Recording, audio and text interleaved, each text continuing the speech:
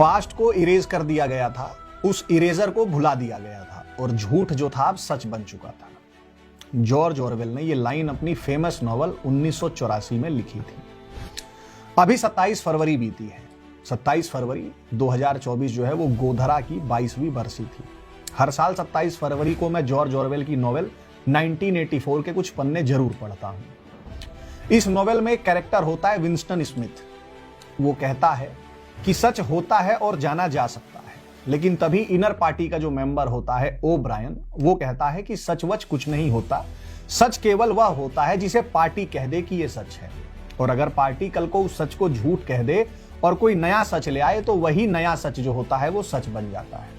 जब मैंने पहली बार जॉर्ज ऑरवेल की ये नॉवेल की ये लाइंस पढ़ी थी तो मुझे लगा था कि ये ऑथर की फ्लाइट ऑफ इमेजिनेशन है, लेखक ने कल्पना करके लिखा है। लेकिन धीरे धीरे जैसे मैं थोड़ा पढ़ने लिखने लगा, चीजों को देखने लगा, घटनाएं देखी और उनके बारे में जब खबरें अखबारों में मीडिया में चलती देखी तो लगा कि यार जॉर्ज ऑरवेल जो था उसकी जो नॉवेल 1984 है वो फिक्शन नहीं है, वो फैक्ट थी, वो इमेजिनेशन नहीं थी, वो कोरी कल्पना नहीं थी, बल्कि एक यथार्थ था जो हमारे सामने घट रहा है। जी, novel 1984 is not a fiction, it is a truth. Godhra riots के बारे में आप सबने सुना ही होगा। YouTube पे ही अगर आप सर्च मारेंगे तो आपको 2002 से ज्यादा वीडियोस गोधरा राइट्स पे मिल जाएंगी। गोधरा पे दाऊद वुड वाले एक्सीडेंट और कॉन्स्पिरेसी गोधरा नाम से फिल्म भी बना रहे हैं। पर मैं गारंटी के साथ कह सकता हूं कि इस वीडियो में आगे जो मैं आपको बताऊंगा वो किसी भी वीडियो में आपको नहीं मिलेगा, ना ही किसी बॉलीवुड की फिल्म में देख के आप वो चीज जान पाएंगे।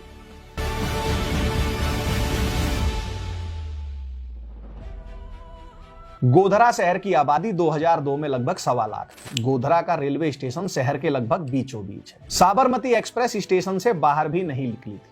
ट्रेन जो थी उसे ए कैबिन के सामने रोक दिया गया था। ट्रेन रुकी हुई थी, दौड़ नहीं रही थी कि उसमें से कोई उतर नहीं पाता। फिर भी उस ट्रेन से कोई उतरा क्यों नहीं? क्योंकि शांति दूतों ने ट्रेन को चारों ओर से घेर रखा था। ट्रेन का जो कोच S6 था उसके चारों दरवाजों पे पेट्रोल छिड़का गया, दोनों वेस्ट्यूबल पर पेट्रोल छिड़का गया और आग लगा दी गई। आप कभी ट्रेन में बैठे हो तो आपको पता होगा हर कोच में एक खिड़की होती है जिसमें सरिये नहीं होते। उसमें से 1-2 यात्री कूद के भागे भी थे। जब वो भागे तो उस खिड़की में भी पेट्रोल फेंक के आग लगा दी गई और कुछ भाईजान वहां पर पहरे पे खड़े हो गए कि कोई इस खिड़की से ना भाग पाए। गोधरा स्टेशन का जो स्टेशन मास्टर था और जो कैबिन ए का स्टाफ था वो लगातार वडोदरा कंट्रोल रूम को आंखों देखा हाल सुना रहा था। एकदम लाइव रिपोर्टिंग जैसे होती है ठीक वैसे कि शहर से आई हजारों की भीड़ ने ट्रेन में आग लगा दी है और ट्रेन को घेरा हुआ है। रेलवे वालों ने पूरा रेल ट्रैफिक रोक के 20 मिनट के अंदर ही गोधरा के लिए वडोदरा से मेडिकल स्पेशल ट्रेन भी चला दी थी। गोधरा शहर में भी फायर ब्रिगेड को फोन कर दिया गया था, लेकिन घटना स्थल पर पहुंचने का रास्ता भाईजान के मोहल्ले से होकर गुजरता था और भाईजान बेचारा परसिक्यूटेड माइनॉरिटी, डरा हुआ सहमा हुआ मुसलमान क्या कर सकता था?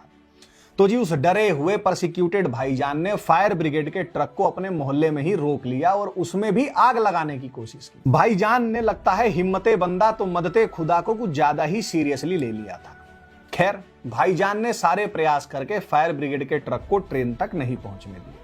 इधर रेलवे ने जो मेडिकल ट्रेन गोधरा को रवाना की थी, जब वो गोधरा पहुंची तो भाईजान ने उस मेडिकल ट्रेन और कैबिन ए पे भी हमला करने की कोशिश की, लेकिन उसमें मौजूद आरपीएफ स्टाफ ने गोली चलाकर ज़ॉम्बीज़ की भीड़ को भगाया था। साबरमती एक्सप्रेस में 2 ड्राइवर और गार्ड और 50 अन्य रेलवे का स्टाफ था।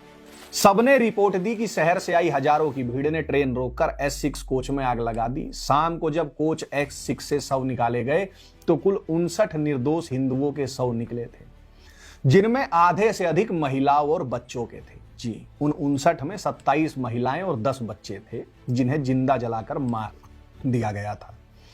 जिंदा जलाकर मारे गए में एक 16 दिन का नवजात बच्चा था, एक 2 वर्ष का बच्चा था, 2 5-5 साल के छोटे बच्चे थे और 7 बच्चे थे जो 12 साल से कम की आयु के थे। कुछ बच्चों के शव उनकी मां के वक्ष से चिपक गए थे और अलग नहीं किए जा सके। मां ने अंत समय तक बच्चे को बचाने की कोशिश की होगी। जीवित जलने वालों में 2 गर्भवती महिलाएं और एक 80 वर्ष की वृद्धा भी थी।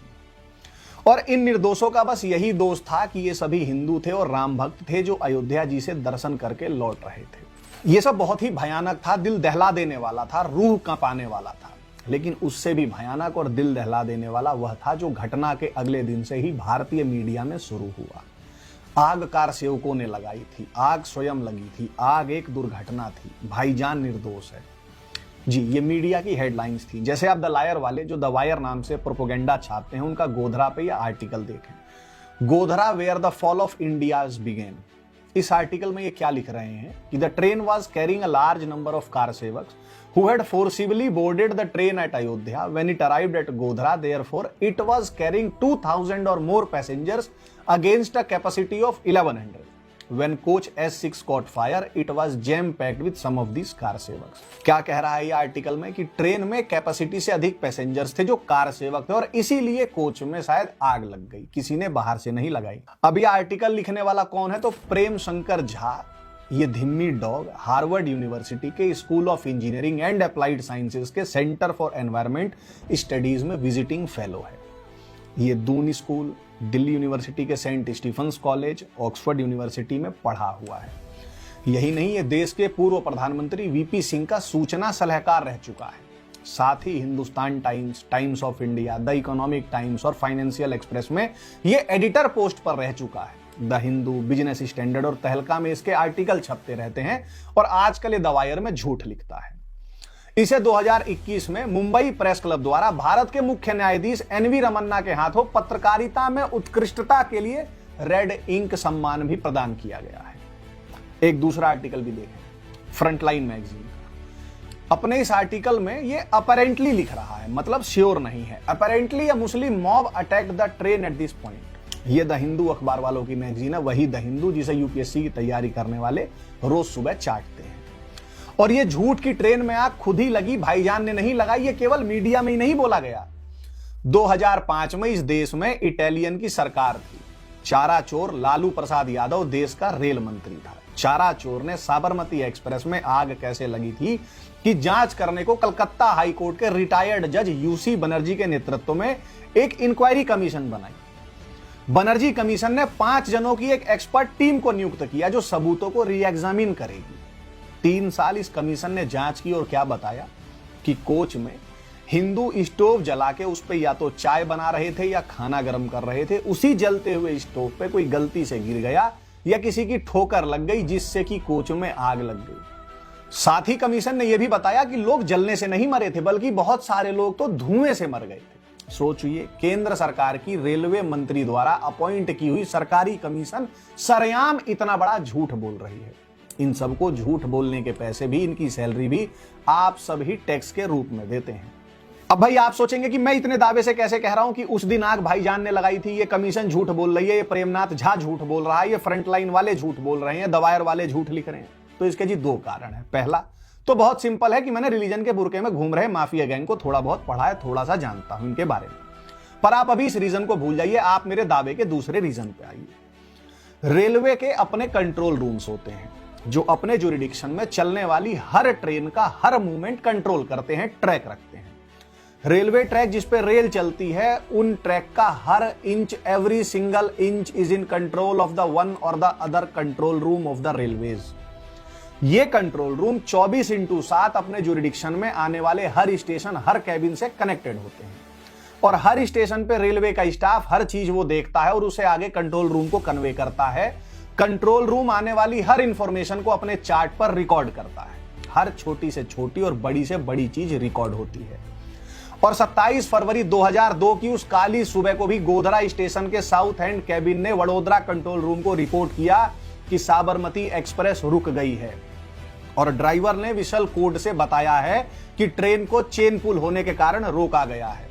फिर उस कैबिन ने रिपोर्ट किया कि एक मॉब सिग्नल फलिया लोकेलिटी जो रेलवे ट्रैक के पास ही थी ने ट्रेन को चारों ओर से घेर लिया है। फिर उसने कंट्रोल रूम वडोदरा को आगे रिपोर्ट किया कि मॉब ने एक कोच में आग लगा दी है, उसके चारों दरवाजों पे, दोनों वेस्ट्यूबल्स पे और कोच में खिड़की से पेट्रोल अंदर फेंक रहे हैं। ये सब 1-1 सेकंड की डिटेल वडोदरा कंट्रोल रूम के कंट्रोलर के चार्ट पे रिकॉर्ड हो रही थी।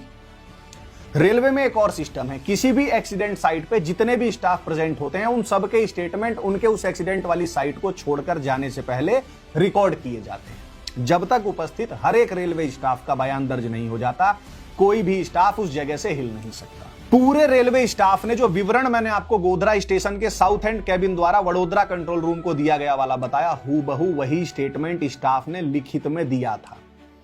फिर उन स्टेटमेंट्स के बेसिस पे रेलवे डिवीजन ने उस घटना की रिपोर्ट बनाकर पहले हेडक्वार्टर में फाइल की और रेलवे हाई कोर्ट ने वो रिपोर्ट आगे रेलवे बोर्ड में पेश की।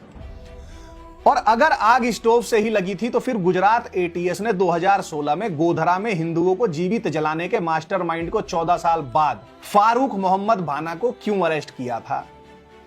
अगर आग खुद ही लगी थी तो 2018 में फारूक मोहम्मद और इमरान को उम्र कैद की सजा क्यों मिली? अगर आग खुद ही स्टोव से लग गई थी तो 11 भाईजानों को मौत की सजा क्यों मिली? अब आपको समझ आया होगा कि मैंने आपसे शुरू में ही क्यों कहा था कि आपने इस मुद्दे पे जितनी वीडियो देखी होंगी उसमें किसी में भी ये वाला सच नहीं सुना होगा। आप सोचिए, कल्पना कीजिए कि 1.25 लाख की आबादी वाले शहर के बीचों बीच 59 हिंदुओं को सैकड़ों रेल कर्मियों और हजारों अन्य यात्रियों की उपस्थिति में जिंदा जला दिया गया और भारत के घृणित स्थायी शासक वर्ग, मीडिया, बुद्धिजीवी, लुटियन दिल्ली के स्थायी नेताओं ने घोषित कर दिया कि नहीं, वैसा कुछ हुआ ही नहीं है। शांति दूत तो कहीं थे ही नहीं, यात्री खुद जल गए या कार सेवकों ने खुद ही जला दिए। इनके ये झूठ सुनने के बाद मुझे पता चला कि क्यों शांति दूत अब तक 8-9 करोड़ हिंदुओं को मार चुके हैं और करोड़ों हिंदू महिलाओं का बलात्कार कर चुके हैं। ऐसा इसलिए हो पाया है क्योंकि जो हिंदू रूलिंग एलीट है वो प्रतिकार तो दूर, ऐसा हुआ भी है इस बात से भी इनकार कर देता है। कॉकरोच बन चुका है Hindu ruling elite. Hindu elite ऐसे ही गरीब और मध्य वर्गीय हिंदू की बलि शांति दूतों को चढ़ा रहा है, वो भी पिछले 1400 सालों से, और कह देता है कि वो तो कभी मरे ही नहीं, जो मरे थे वो कभी थे ही नहीं, या जो मरे वो स्वयं मर गए या अन्य हिंदुओं ने ही उनको जला के मार दिया होगा। सोचे, भाईजान को तो स्वयं कोई झूठ भी नहीं बोलना पड़ता। हिंदू पत्रकार, हिंदू बुद्धिजीवी, हिंदू नेता जकात के टुकड़ों के लालच में खुद ही हिंदुओं पर शांति दूत द्वारा किए हर अत्याचार को झुठला देते हैं। जॉर्ज ऑरवेल की 1984 नोवेल कल्पना नहीं है, सच है। नोवेल में मेंशन्ड पार्टी जो है वो रिलीजन ऑफ PIECE, पीस है। ये कितने भी सिर काटे, लूटें, बलात्कार करें, हत्याएं करें, लेकिन अगर ये कह दें कि ये अमन का मजहब है तो दुनिया को ये मानना पड़ेगा। और गंगा जमुनी तहजीब की खूबसूरती देखिए कि इस माफिया गैंग के शिकार हिंदू ही कहते हैं कि ऐसा है। शांति दूत ने तो किसी को नहीं मारा, 59 मनुष्य स्वयं ही जल के मर गए थे। न्यायाधीश उसे माना जाता है जो सच की उद्घोषणा करते हैं।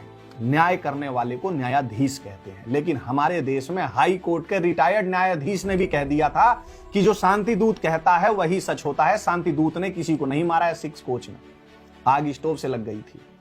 और अगर इनके झूठ पे लगाम नहीं लगाई गई, इस माफिया गैंग को बेनकाब नहीं किया गया, रूलिंग एलीट के साथ न्याय नहीं किया गया, तो एक दिन हम सब 100 करोड़ हिंदू लोग भी जिंदा जला दिए जाएंगे और शांति दूत कह देंगे कि उन्होंने तो किसी को नहीं मारा। हिंदू नाम की तो नस्ल भी कभी थी ही नहीं और दुनिया उसी को सच मानेगी, क्योंकि ये जकात की ताकत है। एक फिल्म आई थी बॉलीवुड की रंगून नाम से, उसमें हीरो एक जने से कहता है कि तुम जीवित कहां हो, तुम तो मर चुके हो, तुम अपने ही शरीर में दफन हो। ये सारे हिंदू पत्रकार, प्रेम शंकर झा, रवीश कुमार, अजीत अंजुम, ये बरखा राठी दत्त, ये राजदीप सरदेसाई, ये सौरभ द्विवेदी इत्यादि, ये NGO वाले हिंदू, ये सो कॉल्ड जीप टेढ़ी करके अंग्रेजी बोलने वाले, India habitat centre, India international centre में बैठने वाले, ये तमाम हिंदू नेता, ये हिंदू जज, ये हिंदू ब्यूरोक्रेट, हिंदू पुलिस वाले, ये तमाम हिंदू संगठन, ये सब अपने ही शरीर में दफन मुर्दा लोग हैं जो हिंदुओं की बलि देकर और हिंदू महिलाओं का सम्मान बेचकर रोज कुछ जकात के टुकड़े पाते हैं। पर अब ये और ज्यादा दिन चलने वाला है नहीं। Mind you all have been warned. जय श्री राम।